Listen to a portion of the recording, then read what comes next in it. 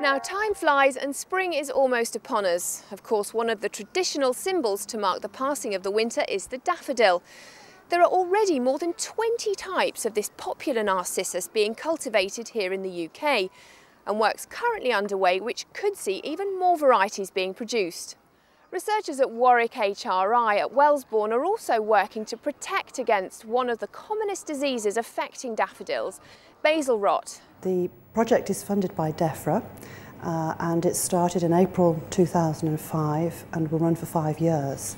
And there are two main parts to the project. The first part is to obtain molecular markers for basil rot resistance and then to be able to develop a rapid micropropagation technique for narcissus.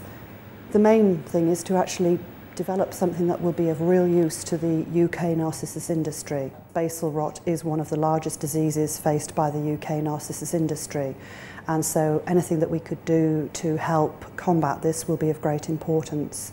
And the rapid micropropagation technique will help in getting the resistant markers into the crop, because conventional breeding can take anything up to 25 to 30 years. For the basil rot, I'm going to be working with a diploid population of narcissus. Diploid is where they have 2 copies of each gene, and we're hoping that this will make it simpler to identify the banding pattern where I will obtain the molecular markers from.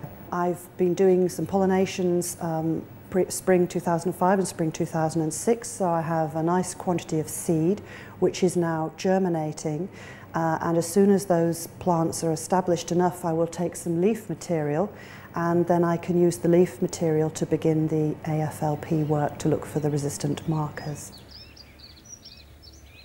With the propagation, we've been running optimization experiments to look at media type of explant to use, the number of times a day that you should immerse the explants in the liquid media, as it's a temporary liquid immersion system, and just generally the temperature as well to actually run the bioreactors at, to find generally the best conditions necessary for narcissus micropropagation. And so those experiments are coming along nicely, and not too far off we should be able to have an optimized system underway.